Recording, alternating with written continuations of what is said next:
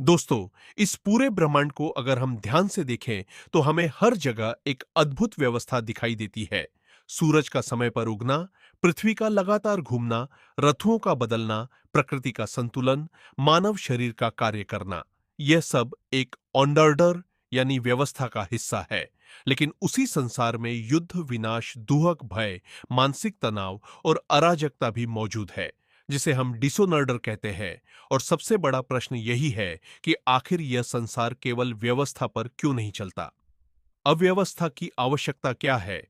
क्या डिसऑर्डर केवल विनाश है या उसी से नए ऑर्डर का जन्म होता है?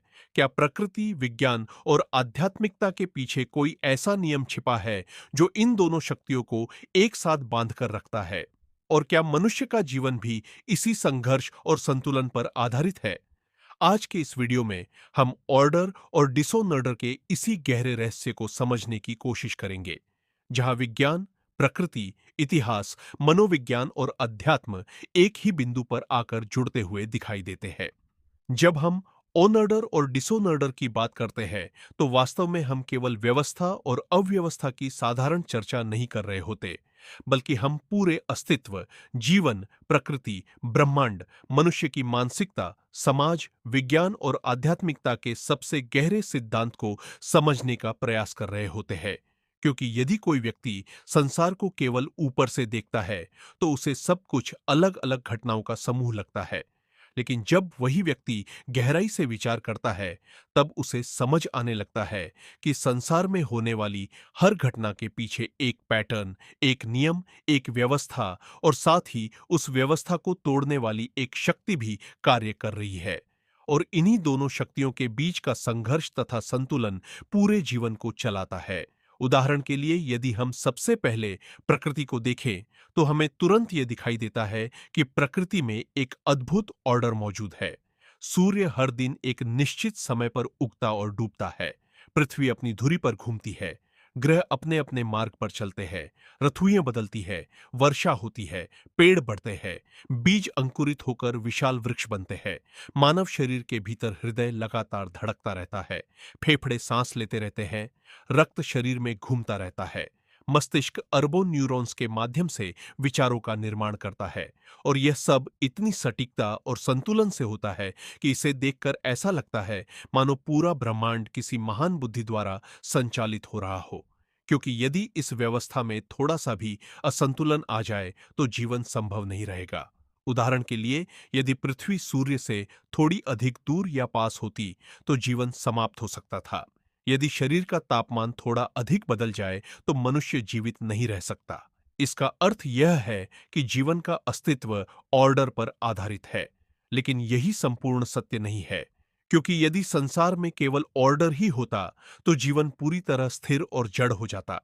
उसमें कोई परिवर्तन नहीं होता, कोई विकास नहीं होता, कोई नई संभावना जन्म नहीं लेती। इसलिए प्रकृति में डिसऑर्डर भी उतना ही आवश्यक है जितना ऑनर्डर। और यही वह बिंदु है जिसे अधिकांश लोग समझ नहीं पाते, क्योंकि वे अव्यवस्था को केवल विनाश के रूप में देखते हैं, जबकि वास्तव में कई बार वही अव्यवस्था नए निर्माण की शुरुआत होती है। उदाहरण के लिए, जब जंगल में आग लगती है, तो वह विनाशकारी प्रतीत होती है। हजारों पेड़ जल जाते हैं, अनेक जीव मर जाते हैं, वातावरण बदल जाता है। लेकिन कुछ समय बाद वही भूमि अधिक उपजाऊ बनती है, नए पौधे उगते हैं, नया जीवन जन्म लेता है। अर्थात जो पहली दृष्टि में केवल डिसऑर्डर लगता था, वही आगे चलकर नए ऑर्डर का कारण बन जाता है। इसी प्रकार मनुष्य के जीवन में भी कई बार ऐसा होता है कि जब सब कुछ बिखर जाता है, सपने टूट जाते हैं, असफलता मिलती है, रिश्ते टूटते हैं, आर्थिक समस्याएं आती है या मानसिक संघर्ष पैदा होते हैं, तब व्यक्ति को लगता है कि उसका जीवन समाप्त हो गया। लेकिन बाद में वही कठिनाइयां उसे अधिक मजबूत, अधिक बुद्धिमान और अधिक परिपक्व बना देती है। इसलिए जीवन का हर डिसऑर्डर हमेशा नकारात्मक नहीं होता।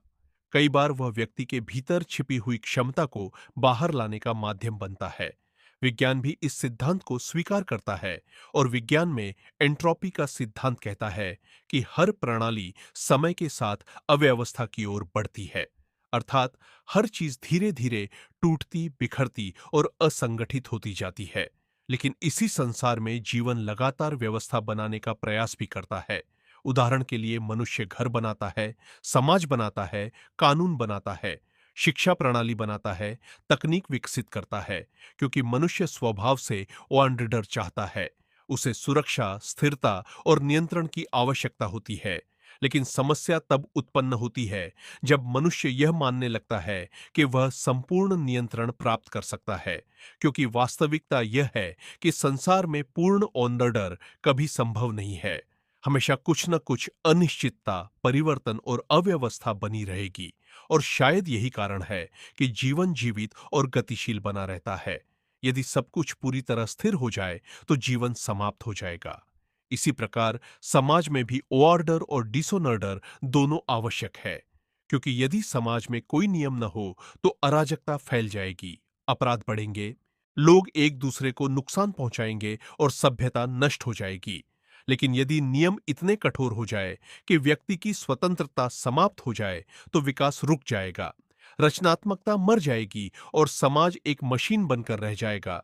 इसलिए इतिहास में कई बार ऐसा हुआ कि जब पुरानी व्यवस्थाएं अत्यधिक कठोर और अन्यायपूर्ण हो गई, तब क्रांतियां हुई, पुराने नियम टूटे, अव्यवस्था फैली, संघर्ष हुए।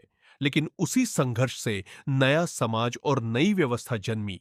इसका अर्थ यह है कि डिसऑर्डर हमेशा विनाश नहीं, बल्कि परिवर्तन का द्वार भी हो सकता है। आध्यात्मिक दृष्टि से देखें तो यह विषय और भी गहरा हो जाता है, क्योंकि लगभग हर धर्म और दर्शन यह मानता है कि संसार केवल भौतिक नियमों से नहीं चल रहा, बल्कि इसके पीछे एक गहरी चेतना कार्य कर रही है, जिसे कुछ लोग भगवान कहते हैं, कुछ लोग ब्रह्म कहते हैं, कुछ लोग प्रकृति की सर्वोच्च बुद्धि कहते हैं। और यह माना जाता है कि यही चेतना संपूर्ण ऑर्डर का स्रोत है। लेकिन प्रश्न यह उठता है कि यदि भगवान ने संसार बनाया है तो फिर डिसऑर्डर क्यों है, दुख क्यों है, अन्याय क्यों है, मृत्यु क्यों है? और यही प्रश्न मानव सभ्यता के सबसे बड़े दार्शनिक प्रश्नों में से एक रहा है। कुछ लोग कहते हैं कि डिसऑर्डर मनुष्य की स्वतंत्र इच्छा का परिणाम है, क्योंकि यदि मनुष्य को सही और गलत चुनने की स्वतंत्रता न दी जाए तो वह केवल एक मशीन बन जाएगा। इसलिए अच्छाई और बुराई दोनों की संभावना आवश्यक है। वहीं कुछ दार्शनिक यह मानते हैं कि ऑर्डर और डिसऑर्डर दोनों अस्तित्व के प्राकृतिक भाग हैं, जैसे दिन और रात, जन्म और मृत्यु, सुख और दुख, प्रकाश और अंधकार। क्योंकि यदि संसार में केवल सुख ही होता तो सुख का कोई अर्थ नहीं रहता। यदि केवल जीवन ही होता और मृत्यु न होती तो जीवन की महत्ता समाप्त हो जाती। इसलिए विरोधी शक्तियां ही अनुभव को अर्थ देती है। भारतीय दर्शन में भी सृष्टि, पालन और संहार तीनों को समान रूप से आवश्यक माना गया है, क्योंकि जो जन्म लेता है उसे एक दिन समाप्त भी होना होता है और उसी समाप्ति से नए जीवन का जन्म होता है। यही कारण है कि भारतीय परंपरा में विनाश को भी हमेशा नकारात्मक नहीं माना गया, बल्कि उसे परिवर्तन और पुनर्निर्माण का भाग समझा गया। मनुष्य के भीतर भी ऑर्डर और डिसऑर्डर लगातार चलते रहते हैं। जब मन शांत होता है, विचार स्पष्ट होते हैं, लक्ष्य निश्चित होते हैं और इच्छाएं नियंत्रित होती है, तब व्यक्ति के भीतर ऑर्डर होता है। लेकिन जब मन भय, क्रोध, लालच, ईर्ष्या और भ्रम से भर जाता है, तब मानसिक डिसऑर्डर उत्पन्न होता है। और यही आंतरिक अव्यवस्था बाहरी संसार में संघर्ष पैदा करती है। इसलिए अनेक संतों और योगियों ने कहा कि यदि संसार में शांति चाहिए तो सबसे पहले मनुष्य को अपने भीतर व्यवस्था स्थापित करनी होगी, क्योंकि बाहरी संसार अक्सर हमारे भीतर की स्थिति का प्रतिबिंब होता है। यदि व्यक्ति भीतर से टूटा हुआ है तो वह बाहर भी अव्यवस्था फैलाएगा, लेकिन यदि वह भीतर से संतुलित है तो वह समाज में भी संतुलन लाएगा। आधुनिक दुनिया में यह संघर्ष और भी स्पष्ट दिखाई देता है, क्योंकि तकनीक ने मनुष्य को अभूतपूर्व शक्ति दी है, लेकिन उसी शक्ति ने नई समस्याएं भी पैदा की है।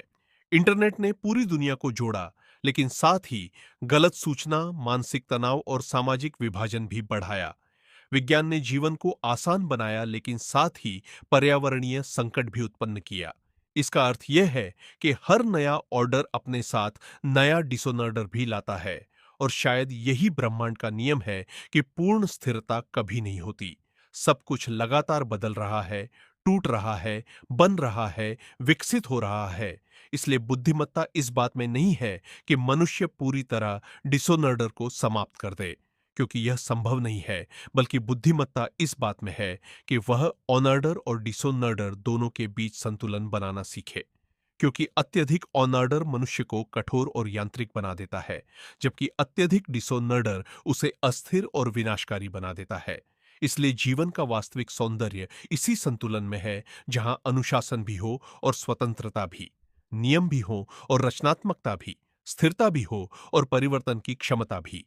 और शायद यही कारण है कि ब्रह्मांड आज तक जीवित, गतिशील और रहस्यमय बना हुआ है, क्योंकि यह केवल व्यवस्था का संसार नहीं है और केवल अव्यवस्था का भी नहीं, बल्कि यह दोनों के अनंत नृत्य का परिणाम है, जहां हर अंत किसी नए आरंभ का द्वार बनता है और हर अव्यवस्था किसी नए ऑर्डर की नींव रखती है। तो दोस्तों, ऑर्डर और डिसऑर्डर केवल शब्द नहीं है, बल्कि यही दो शक्तियां पूरे जीवन और ब्रह्मांड को चलाती है।